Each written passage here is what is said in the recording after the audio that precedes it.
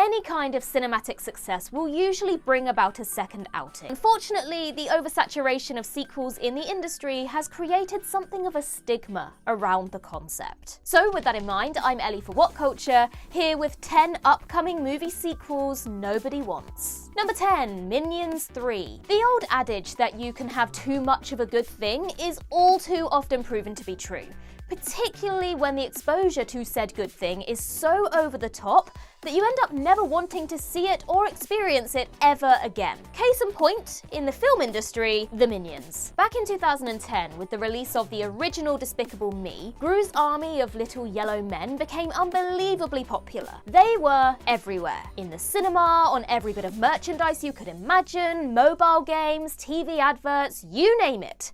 Wherever you looked, you'd see a minion or three. This was based on the fact that they were so lovable and that they were easily the MVP of a movie starring Steve Carell and Kristen Wiig, which really is saying something. However, their appeal soon began to fade, and what was once cute jabbering soon became annoying and eventually intolerable. After 4 Despicable Me films and 2 based around the Minions themselves, the last thing anyone needs to see is the aliens on screen for a 7th time. Yep, this is exactly what is going to happen when a 3rd Minions movie releases in June 2027. Yay! Number 9, Mufasa: The Lion King. As a general rule, just about all of Disney's live-action remakes are little more than soulless cash grabs, rebooting wonderful and magical films without the wonder or the magic. It's quite ironic that the one exception to this is Jon Favreau's The Jungle Book, while his big follow-up, The Lion King, is arguably the worst example. The iconic 1994 hit is one of Disney's best ever, yet it was brought into live action 25 years later in an almost beat-for-beat remake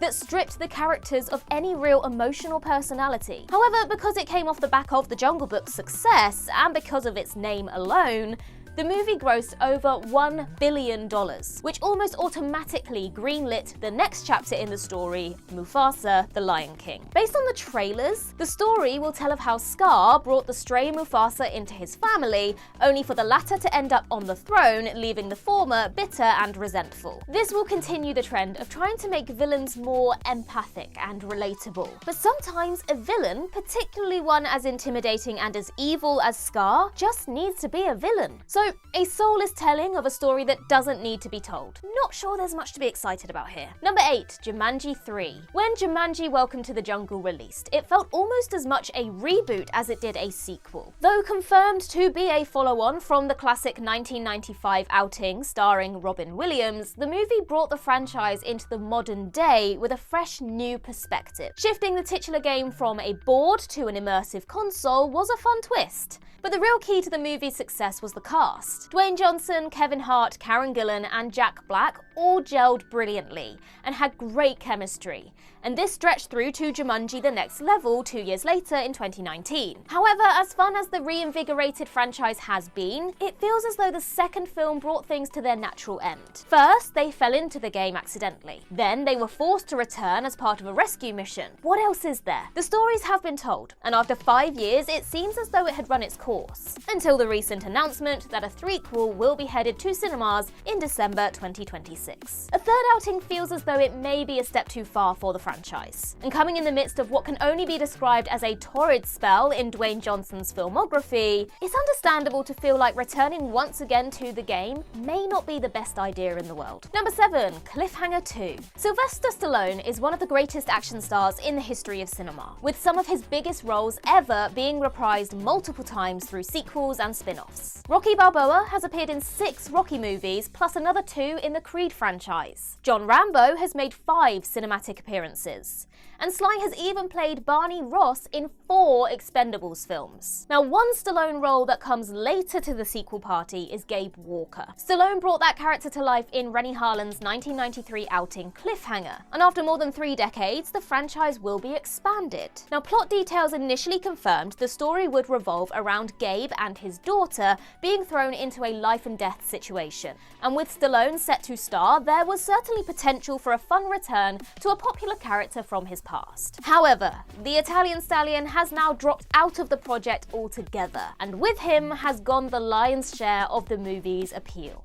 Now based around the father-daughter combination of Pierce Brosnan and Lily James, this seemingly removes Gabe Walker from the story completely. It's still labelled as Cliffhanger 2, but with this development, does the film even feel like a sequel at all? Not really. Number 6, Happy Gilmore 2. Legacy sequels are tricky, and successful ones are incredibly rare. With the exception of Top Gun Maverick, most films that revisit an old franchise from decades before usually end up harming its legacy more so than honouring or furthering it. This is certainly a huge risk with Adam Sandler returning to the character of Happy Gilmore. The hockey player turned golfer is one of the actor's most popular roles, with the 1996 film ranking as one of Sandler's best even all these years later. But what more is there to come from him? With Christopher McDonald set to return as Shooter McGavin, there will likely be more of their fun dynamic, but is that reason enough to bring them back? Does this not just scream of a nostalgia-fueled cash grab destined to fail? As beloved as Happy Gilmore is, Adam Sandler has shown later in his career that he has a lot more to offer than all those years ago. How about more in the same vein as Uncut Gems and Hustle than the old school Sandler roles he has proven he may have, for lack of a better word, outgrown? Number 5, Ice Age 6. There aren't many cinematic franchises that can get even close to 6 films without losing the spark that made them so beloved to begin with. Certainly there are exceptions to the rule, but it doesn't seem as though Ice Age is one of them. As a charming animated feature back in 2002, buoyed by the popularity of Scrat, Ice Age was a hit. However, 22 years later, things have steadily gotten worse and worse for the franchise. The original is the only entry with a fresh score on the tomato meter, with the series' low score of 18% coming with Ice Age Collision Course in 2016. So critical success has been rather elusive for the Ice Age movies, but money has always come through the door. Still, while a gross of $408 million on a reported budget of $105 million may not seem too bad, the 5th film brought in significantly less than the near $900 million Ice Age Continental Drift earned 4 years earlier. Another 8 years has passed, and no one has exactly been clamoring for another Ice Age movie, as proven by the poor reception to the 2022 spin-off, The Ice Age Adventures of Buck Wild. There really doesn't seem to be much reason to be optimistic about the release of a 6th installment in the franchise at this point. Number 4, Frozen 3. Typically, Disney Animation has had little to no luck or success when it comes to sequels to its big blockbusters. The likes of The Lion King, The Jungle Book, Mulan, Hercules, Aladdin, Cinderella, Pocahontas, The Little Mermaid, and more have all had second outings, sometimes more, and none of them have been any good. Actually, side note, I do have a soft spot for Mulan 2 and the Cinderella sequels. Those films are my childhood, and you can't take that away from me. Arguably the biggest exception to this though is Frozen. While many of the previously mentioned sequels were direct-to-video, under-the-radar releases, Frozen 2 managed to join the billion-dollar club, outgrossing its predecessor in the process. A third trip to Arendelle may well result in another cash cow for Disney, but is there really any more story to tell with Elsa and Anna? The former has left the kingdom to embrace her powers in the Enchanted Forest, while the latter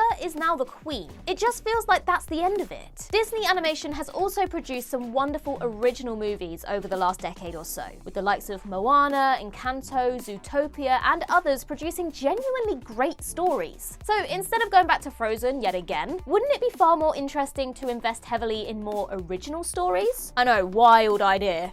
Number 3, Jurassic World Rebirth. It's genuinely sad to watch a once outstanding film franchise limp toward the finish line. Jurassic Park is one of the most iconic and influential movies of all time, and though some have been better than others, none of its 5 sequels have come even close to catching that same lightning in a bottle. The Lost World Jurassic Park is still arguably the best of the bunch, while Jurassic Park 3 was a huge disappointment. Jurassic World offered hope of a fun rejuvenation of the franchise a decade later, but Fallen Kingdom and Dominion saw a steady and swift decline. After the latter promised a world in which dinosaurs lived alongside humankind in the wild, only to then deliver a storyline revolving around locusts while wasting the return of the original trio of Sam Neill, Laura Dern, and Jeff Goldblum, it seemed as though the franchise was done for good. Somehow, a soft reboot of sorts was greenlit. Jurassic World Rebirth will move away from Owen Grady and Claire Dearing, but even having names like Scarlett Johansson and Mahershala Ali attached doesn't conjure up much excitement for yet another installment in a tired franchise. I think it's time to let this one rest. Number 1, a new Star Wars trilogy. Star Wars as a franchise has become something of a rollercoaster ride over the years. Even outside of the rather hit-and-miss TV shows and anthology movies, the Skywalker saga, the very backbone of the galaxy far, far away,